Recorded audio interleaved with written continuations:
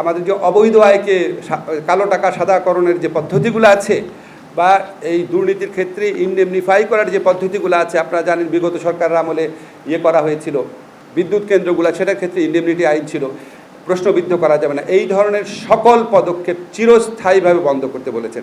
কালো টাকা কোনোদিনও সাদা করা যাবে না, এই সংক্রান্ত আইনি বিধান করার কথা বলেছেন। আগামী নির্বাচনের আগেই এই সংস্কারগুলো করা প্রয়োজন বলে ওনারা মনে করেন। আশু করণীয়র যে লিস্ট আছে সেগুলির কিছু কিছু ব্যাপারে রাজনৈতিক দলের সাথে আলোচনার প্রয়োজন হতে পারে, আবার কিছু বিষয় আছে এতই মামুলি, এতই ছোটোখাটো, যেটা প্রশাসনিক একটা আদেশের মাধ্যমে করা সম্ভব। যেমন ধরেন, আপনি প্রত্যেক আদালতে যারা বিচার প্রার্থী আছে ওনাদের তথ্য দেওয়ার সুবিধা দেওয়া উচিত। আপনারা কি মনে করেন এটা রাজনৈতিক ঐক্যমত প্রয়োজন আছে? এটা প্রত্যেকটা মানুষ মনে করবে অবশ্যই বিচার প্রার্থীরা যেন তথ্য পায়, আদালতে গিয়ে আদালতের কোন জায়গায় কোন আদালত রয়েছে, কোথায় বিশ্রামাগার রয়েছে, মামলার তারিখ কী, বা এখানে আপনার কজ লিস্ট কী, ওই সম্পর্কে জানতে চাইলে ওনারা জানতে পারবেন। এটা নিয়ে তার আলাপ আলোচনার প্রয়োজন নেই। তো আশু যে সংস্কার প্রস্তাব আছে এটার মধ্যে কিছু জিনিস আছে যেটা আমরা ইতিমধ্যেই করতে পারি। ইনফ্যাক্ট দু একটা জিনিস আমরা করেও ফেলেছি অলরেডি, সংস্কার প্রস্তাব আসার আগে করে ফেলেছি। যেমন উচ্চ আদালতে বিচারক নিয়োগ আইন, ওনারা এটা আশু করণীয় বলেছেন, এটা আমরা অলরেডি করে ফেলেছি, আপনারা জানেন। তো এরকম আশু করণীয় যেটা আছে সেটার মধ্যে কিছু ব্যাপারে রাজনৈতিক ঐক্যমত্য প্রয়োজন হতে পারে, এটা আমরা আলোচনা করে ঠিক করব। আর রাজনৈতিক ঐক্যমত্যের লক্ষ্যে ফেব্রুয়ারি মাঝামাঝি সময় থেকে আলাপ শুরু হবে এবং এই ব্যাপারে সরকার দৃঢ় প্রতিজ্ঞ, যত তাড়াতাড়ি সম্ভব এই ব্যাপারে মতকে বোঝানোর চেষ্টা করা হবে। যেমন আশু করণীয়র মধ্যে আমাদের জনপ্রশাসন সংস্কার কমিশন যে আছে, ওনারা প্রস্তাব করেছেন একটা স্থায়ী জনপ্রশাসন সংস্কার কমিশন গঠন করতে হবে।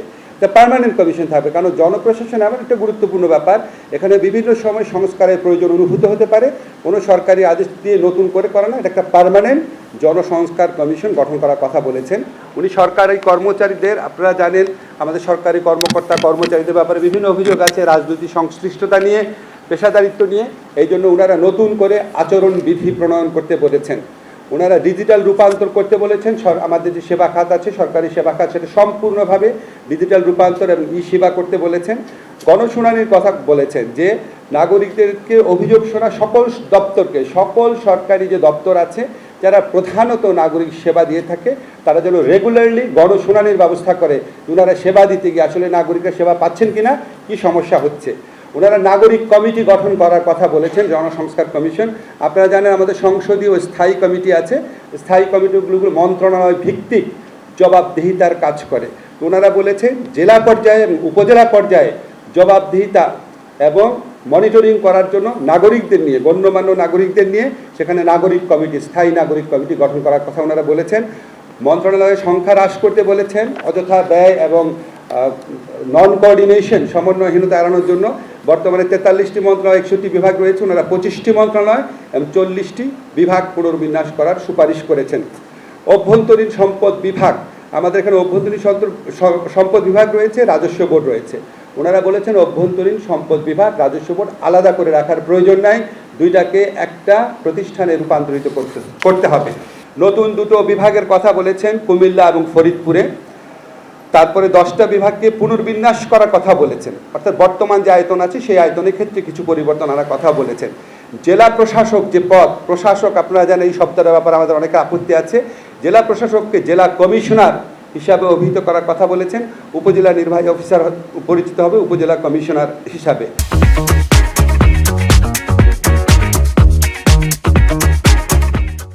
উপজেলা পর্যায়ে ম্যাজিস্ট্রেট কোর্ট স্থাপন করার কথা বলেছেন। ভূমি রেজিস্ট্রেশন অফিস সংস্কার, আপনারা জানেন যে ভূমি রেজিস্ট্রেশন অফিস বর্তমানে আইন ও বিচার মন্ত্রণালয়ের অধীনে কাজ করে, কিন্তু ভূমি ব্যবস্থাপনা সংক্রান্ত অন্যান্য যত অফিস আছে সেটা আবার ভূমি মন্ত্রণালয়ের অধীনে। আমার মনে আছে আমাদের প্রয়াত হাসান আরিফ স্যার যখন জীবিত ছিলেন উনি সবসময় বলতেন যে ভূমি রেজিস্ট্রেশন অফিস যেন ওনাদের মন্ত্রণালয়ের আন্ডারে দিয়ে দেওয়া হয়, তাহলে কাজটা সুবিধা হয়। আমরা নীতিগতভাবে এগ্রি করেছিলাম। তো এইটার প্রস্তাবটাও এই সংস্কার কমিশনের প্রস্তাবে করা হয়েছে, যে ভূমি সংক্রান্ত জটিলতা এড়াতে এটা সহায়ক হবে। সাব রেজিস্ট্রি যে অফিসটা আছে সেটাকে সম্পূর্ণভাবে ডিজিটাল পদ্ধতি করার কথা বলেছেন। পাবলিক সার্ভিস কমিশন পুনর্গঠন করার কথা বলেছেন। পাবলিক সার্ভিস কমিশন শিক্ষা একটা, পাবলিক সার্ভিস কমিশন স্বাস্থ্য একটা, আর এটা হচ্ছে পাবলিক সার্ভিস কমিশন সাধারণ। অধস্তন আদালতের বিচারকদের বদলি নীতিমালা প্রণয়ন, আপনারা জানেন বিচারকদের বদলি করার মাধ্যমে, ইচ্ছা মতো বদলি করার মাধ্যমে রাজনৈতিক দলগুলো বিচারক দের কন্ট্রোল করার চেষ্টা করে বদলি নীতিমালা প্রণয়ন করার কথা বলেছেন। জুডিশিয়াল সার্ভিস সদস্যদের জন্য আচরণ বিধিমালা জারি করার কথা বলেছেন। উপজেলা পর্যায়ে সিনিয়র সহকারী জজ প্রথম শ্রেণীর ম্যাজিস্ট্রেট আদালত স্থাপন করার কথা বলেছেন। স্থায়ী জাতীয় অ্যাটর্নি সার্ভিস অর্থাৎ সরকারি আইনজীবী নিয়োগ করার কথা বলেছেন। ফৌজদারি মামলা তদন্তের জন্য স্বতন্ত্র ফৌজদারি তদন্ত সার্ভিস গঠন করতে বলেছেন। মানে এটা পুলিশের অন্যান্য বিভাগের সাথে কাজ করবে না, যারা তদন্ত করবে তারা শুধু তদন্তই করবে। আদালতে সাংবিধানিক কাঠামোতে আইটি শাখা অন্তর্ভুক্ত করার কথা বলেছেন। আর আমাদের আদালতে যে সহায়ক কর্মচারী নিয়োগ হয় সেখানে আপনার অনেক ধরনের দুর্নীতির খবর পাওয়া যায়। এখন আদালতের যে সাপোর্টিং স্টাফ আছে তারা যদি দুর্নীতির মাধ্যমে নিয়োগ পান, স্বভাবতই তারা যারা বিচার চাইতে আসেন তাদের থেকে দুর্নীতির মাধ্যমে টাকাটা আদায় করার চেষ্টা করেন।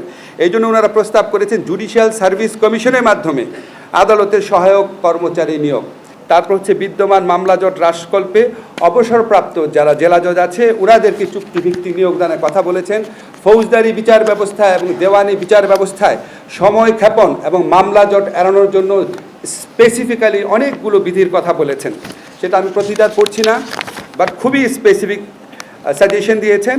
আপনারা জানেন আমাদের এখানে যারা ভিকটিম থাকে, আমাদের এখানে যারা উইটনেস থাকে, তাদের নিরাপত্তার একটা বিরাট সংকট থাকে। নিরাপত্তার জন্য সুস্পষ্ট শক্তিশালী আইন প্রণয়ন করার কথা বলেছেন। আইনজীবীদের ফি নির্ধারণ, এটা খুব ইনোভেটিভ মনে হয়েছে আমাদের। আপনারা জানেন আমাদের এখানে অনেক ভালো আইনজীবী আছেন, আবার অনেক কেউ আইনজীবী আছেন যারা হয়তো এমন একটা ফি নেন যেটা মানে আপনাদের অনেকের কাছে মনে হতে পারে অ্যাকসেপ্টেবল না। তো ওনারা বলেছেন আইনজীবীদের ফি নির্ধারণে লিখিত চুক্তি এবং রসিদ প্রদান বাধ্যতামূলক করা। লিখিত চুক্তি থাকবে, ট্রান্সপারেন্ট করার জন্য করার কথা বলেছেন। মিথ্যা এবং হয়রানিমূলক মামলা প্রতিরোধের জন্য অত্যন্ত কঠোর কিছু ব্যবস্থা নিতে বলেছেন। তারপরে হচ্ছে পুলিশ সংস্কার কমিশন, এখানে অনেক ডিটেইল আছে, আমি শুধু সংক্ষেপে আপনাদের বলি। পুলিশের ক্ষেত্রে এগেইন পুলিশ সংস্কার কমিশন একই কথা বলেছেন, যারা তদন্ত করবে তারা সেপারেট একটা ইউনিট থাকবে, তারা বদলি হলে অন্য থানায় তদন্ত ইউনিটেই বদলি হবে। তদন্তকারী যে পুলিশ আছে ওনাকে আপনি প্রোটোকল বা আইন শৃঙ্খলা রক্ষার কাজে ব্যবহার করবেন না, স্বতন্ত্র ইউনিট থাকবে। পুলিশের মধ্যে কোনো কমপ্লেইন্ট আসলে ওটা আলাদাভাবে শুনানি করার জন্য স্বতন্ত্র ইউনিট থাকবে। তারপরে পুলিশদের মানবাধিকার ট্রেনিং দেওয়ার কথা বলেছেন, ওনাদের সুযোগ সুবিধা বৃদ্ধি করার কথা বলেছেন, আচরণবিধি প্রণয়নের কথা বলেছেন। ওনাদের ক্ষেত্রে যদি কোনো অভিযোগ আসে হিউম্যান রাইটস লঙ্ঘনের ক্ষেত্রে, তাহলে সেটা হিউম্যান রাইটস কমিশনের মাধ্যমে তদন্ত করার কথা বলেছেন, পুলিশ আর নিজে যেন তদন্ত না করে। এরকম বহু সাজেশন দিয়েছেন ওনারা। নির্বাচনী ব্যবস্থা সংস্কার কমিশন, এটা নিয়ে আপনাদের অনেক আগ্রহ থাকতে পারে, এই জন্য আমি সবগুলাই করছি।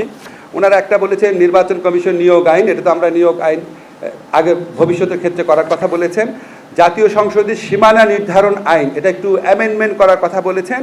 গণপ্রতিনিধিত্ব আদেশ একটু সংশোধন করার কথা বলেছে। নির্বাচন কর্মকর্তা বিশেষ বিধান আইন, এটা একটু সংশোধন করার কথা বলেছে। নির্বাচন কমিশন সচিবালয় আইন সংশোধন করার কথা বলেছেন।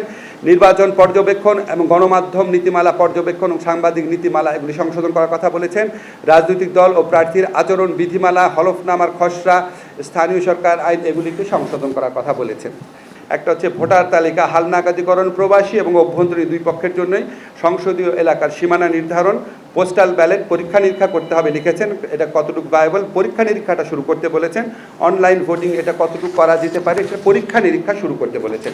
এই যে নির্বাচন ব্যবস্থা সংস্কার কমিশন, এগুলির ক্ষেত্রে আমার পার্সোনালি মনে হচ্ছে অনেক ব্যাপারে রাজনৈতিক দলের সাথে আলোচনার প্রয়োজন পড়বে। দুর্নীতি দমন কমিশন লাস্ট যেটা আছে সেখানে অনেকগুলা আপনারা দেখতে পাচ্ছেন 24 পৃষ্ঠার আশুকরণীয় বিষয় রয়েছে এবং সেখানে দুর্নীতি বিরোধী জাতীয় কৌশল বাস্তবায়নে ন্যায়পাল নিয়োগ করার কথা বলেছেন। আমাদের সংবিধানের বিধান আছে, ওনারা স্পেসিফিক্যালি দুর্নীতি সংক্রান্ত ব্যাপার ওভারসি করার জন্য ন্যায়পাল নিয়োগের কথা বলেছেন। বৈধ উৎসবিহীন আয়কে আমাদের যে অবৈধ আয়কে কালো টাকা সাদাকরণের যে পদ্ধতিগুলো আছে বা এই দুর্নীতির ক্ষেত্রে ইনডেমনিফাই করার যে পদ্ধতিগুলো আছে, আপনারা জানেন বিগত সরকারের আমলে করা হয়েছিল বিদ্যুৎ কেন্দ্রগুলো, সেটার ক্ষেত্রে ইনডেমনিটি আইন ছিল, প্রশ্নবিদ্ধ করা যাবে না। এই ধরনের সকল পদক্ষেপ চিরস্থায়ীভাবে বন্ধ করতে বলেছেন। কালো টাকা কোনোদিনও সাদা করা যাবে না, এই সংক্রান্ত আইনি বিধান করার কথা বলেছেন।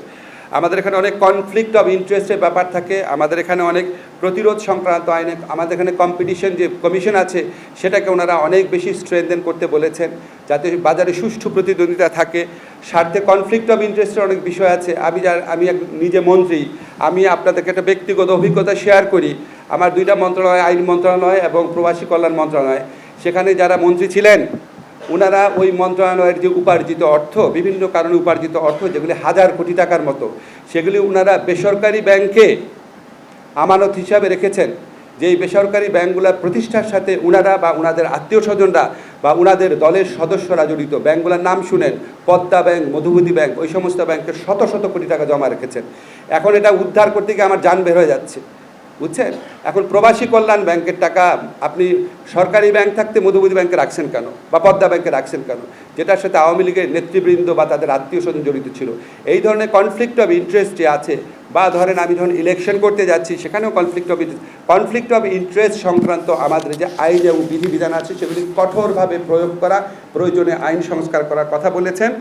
রাজনৈতিক এবং নির্বাচনী অর্থায়নে স্বচ্ছতা এবং শুদ্ধাচার চর্চা নিশ্চিত করতে বলেছেন। আপনারা খেয়াল করে দেখেন, 5টা কমিশন আমাদের আশুকরণীয় বলেছেন। সংবিধান সংশোধন কমিশন কোনো আশুকরণীয় কিছু বলেন নাই, কারণ ওনারা সংবিধান সংশোধন সংক্রান্ত যেই সমস্ত প্রস্তাব দিয়েছেন, প্রত্যেকটা প্রস্তাব রাজনৈতিক দলের সাথে ঐক্যমতের ভিত্তিতে এটাকে গ্রহণ করা হবে কি হবে না সেই ডিসিশন নেওয়া হবে। ফলে আমরা সংবিধান সংস্কার কমিশনের পক্ষ থেকে কোনো আশুকরণীয় পাই নাই। এটা completely depends on the consensus to be build with the negotiation of political parties. Political পার্টিগুলো যদি রাজি হয় তো সেক্ষেত্রে করা হবে। মোটামুটি আজকে এই হচ্ছে বক্তব্য। এই সংক্রান্ত বিষয়ে যদি আপনাদের কোনো প্রশ্ন থাকে প্রশ্ন করতে পারেন।